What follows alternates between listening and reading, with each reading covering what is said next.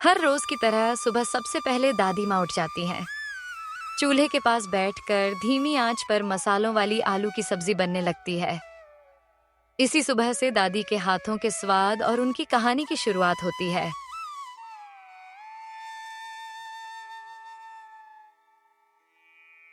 आंखें खोल मेरे लाल, सुबह ने दस्तक दे दी है। चूल्हे पर मसालों की खुशबू फैल रही है और यह घर तेरी मुस्कान से ही पूरा होता है। हाँ दादी माँ, अब तो ईद भी आने वाली है। इस बार बहुत सारी तैयारियां करनी होंगी। सारे गांव वाले हमारे घर आएंगे और हम सबके लिए आपकी खास मटन करी बनाएंगे। इस ईद में सचमुच बहुत मजा आएगा। हाँ बेटा, तुम बिल्कुल ठीक कह रहे हो। ईद आने ही वाली है और हर साल की तरह इस बार भी मैं सबके लिए उनकी पसंदीदा मटन करी बनाऊंगी। वही मसाले होंगे, वही स्वाद होगा जो पूरे गांव को पसंद आता है। लेकिन अब भी समय है। दिन चढ़ चुका होता है। दादी माँ दोपहर के खाने की तैयारी के लिए अनाज से भरा भारी डब्बा सिर पर रखकर चल पड़ती हैं। कदम लड़खड़ाते हैं, भार संभल नहीं पाता और चलते चलते दादी माँ अचानक गिर पड़ती हैं। घर का सारा सन्नाटा एक पल में चिंता में बदल जाता है। गिरने की वजह से दादी माँ को गहरी चोट लग जाती है। दर्द से करा उठती हैं और पूरा घर अचानक सन्नाटे में डूब जाता है। ये दृश्य देखकर पोता बुरी तरह घबरा जाता है। को अब पूरी तरह आराम की जरूरत है। कुछ समय तक इनसे कोई भी काम नहीं हो पाएगा। अगर इन्होंने आराम नहीं किया तो चोट और गंभीर हो सकती है। हाँ डॉक्टर साहब, बिल्कुल। अब दादी माँ कोई काम नहीं करेंगी, सिर्फ आराम करेंगी। घर का सारा काम अब मैं संभाल लूंगा। अरे डॉक्टर साहब, आप कैसी बातें कर रहे हैं? अगर मैं आराम करने लगूंगी तो इस घर का सारा काम संभालेगा। मुझे कोई बहुत गहरी चोट नहीं लगी है, बस हल्की सी तकलीफ है। 1-2 दिन में सब ठीक हो जाएगा। मुझे काम करने दीजिए। रात अब बहुत गहरी हो चुकी थी। घर सन्नाटे में डूबा था। पोता गहरी नींद में सो रहा था, लेकिन दादी माँ की आंखों में नींद नहीं थी। वे 50 साल पुराने संदूक को निहार रही थी, जिसमें बस एक ही पन्ना बचा था।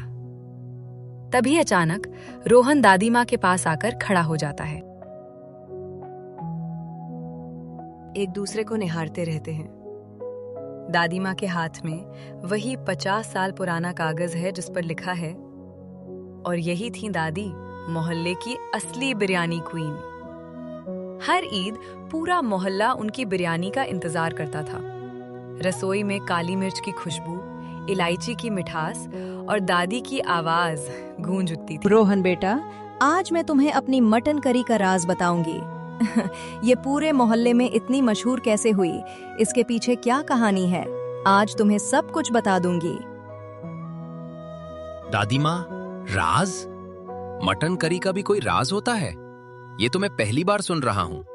आप जल्दी बताइए ना, आखिर आपकी मटन करी इतनी खास कैसे बन जाती है? रोहन बेटा, मैंने ये मसाले कभी बाजार से नहीं खरीदे। हर मसाला अलग अलग गांवों, खेतों और जंगलों से खुद चुनकर लाई हूँ। न कोई मिलावट, न कोई समझौता।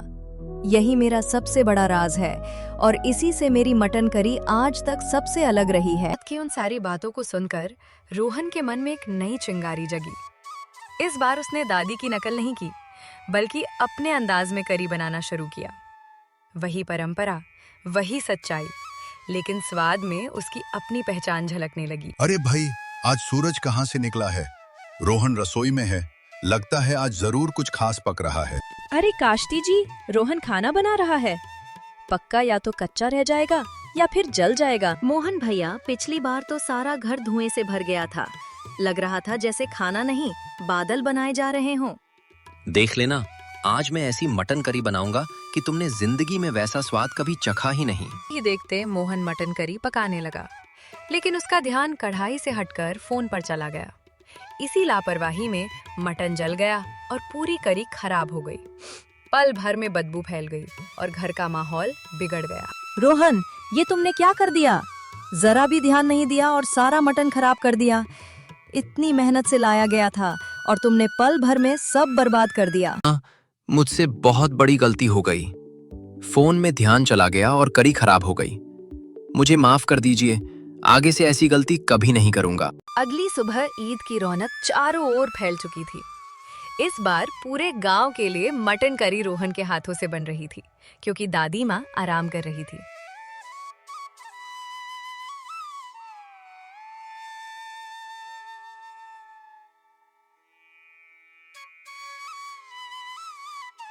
तो आज फिर सुबह सुबह चूल्हा जल गया है, रोहन। लगता है कल की गलती ने तुम्हें सिखा दिया है। दादी के मसालों से दादी के तरीके में मटन करी बना रहे हो। आज तुम्हारे हाथों में वही लगन दिख रही है जो कभी मेरे हाथों में थी। हाँ दादी माँ, कल मुझसे गलती हो गई थी, लेकिन आज मैं आपके ही तरीके से आपके मसालों से बना रहा हूँ। बस चाहता हूँ कि आज की ईद पर लोगों को वही स्वाद मिले जिस पर पूरे गांव को आप पर भरोसा है। सुबह से शाम हो चुकी थी। हर साल की तरह इस बार भी पूरे गांव के लोग रोहन के घर के बाहर आकर बैठ गए थे। सबके चेहरों पर उत्सुकता थी, क्योंकि हर साल दादी की मटन करी मिलती थी, लेकिन इस बार वही करी रोहन के हाथों से बनने वाली थी।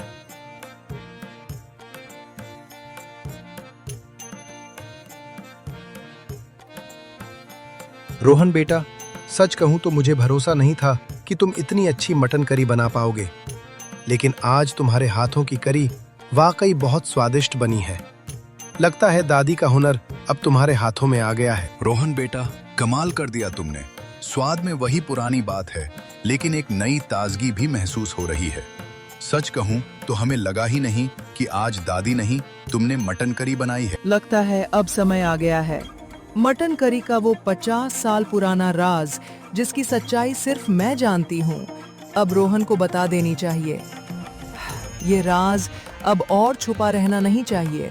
रोहन बेटा, आज मैं तुम्हें मटन करी की एक ऐसी सच्चाई बताने वाली हूँ जिसे सुनकर शायद तुम्हें बहुत बुरा लगे। कई सालों दादी माँ, आप कैसी सच्चाई की बात कर रही हैं? मटन करी से जुड़ी ऐसी कौन सी बात है जिसे आपने इतने सालों तक छुपा कर रखा? रोहन बेटा, ये सच है कि मटन करी सिर्फ मेरी नहीं थी। इसके मसाले, इसका तरीका और इसकी पहचान सब मेरा अकेले का नहीं है।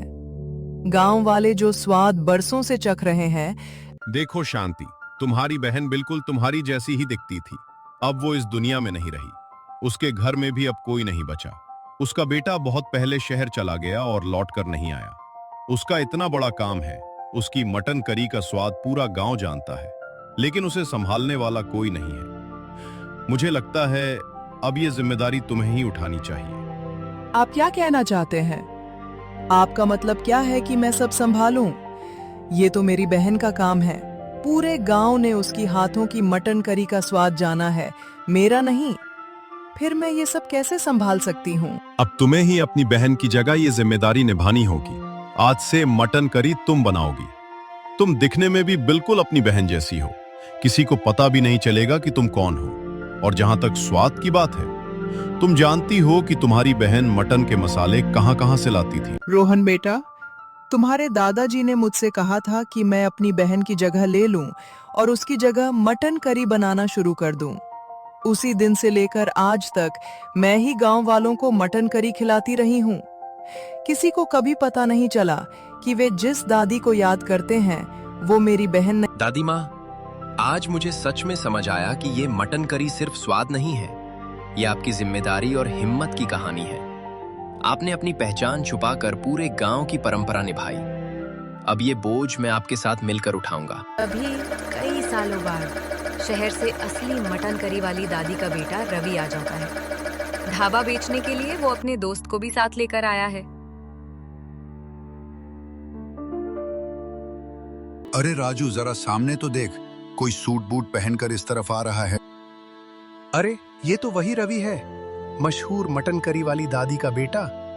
बहुत साल पहले शहर चला गया था और देखो आज इतने समय बाद वापस लौट रहा है। अरे रवि भाई, इतने सालों बाद लौटे हो शहर से। अच्छा हुआ आज ईद के मौके पर आए हो। चलो घर चलो, तुम्हारी माँ ने तुम्हारे लिए घर में मटन करी बनाई। क्या कह रहे हो तुम?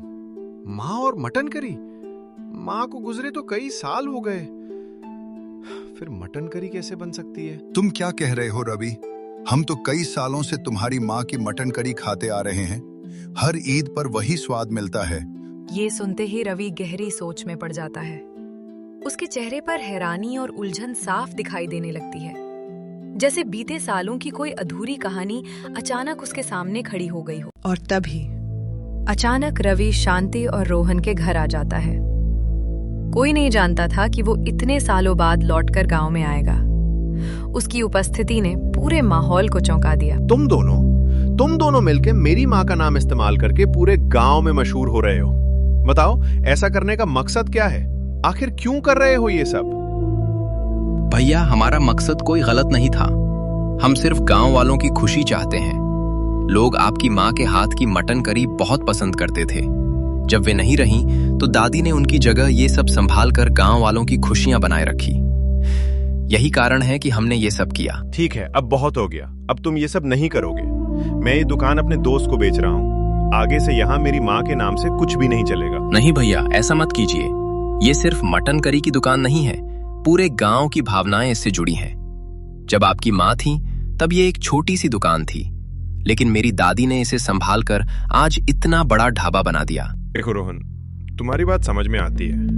अगर सच में ये ढाबा गांव वालों की भावनाओं से जुड़ा है तो मैं खुद जाकर देखूंगा। अगर वहां भीड़ होगी और लोग आएंगे तो मैं इसे नहीं बेचूंगा, लेकिन अगर पूरे दिन में 5 लोग ही आए तो मैं ये ढाबा बेच दूंगा। रोहन, रवि और दादी ढाबे पर पहुंचते हैं और देखते हैं कि वहां गांव वाले बड़ी संख्या में इकट्ठा हैं। सब मटन करी का आनंद ले रहे हैं और ढाबा पूरा जीवंत और उत्साह से भरा हुआ है। रोहन, तुम सच कह रहे थे? गांव वाले सब लोग इस ढाबे में आ रहे हैं। सच में ये ढाबा गांव वालों की भावनाओं से जुड़ा है। अब मैं इसे नहीं बेचूंगा। तुम दोनों मिलकर अभी से इसे चलाओ।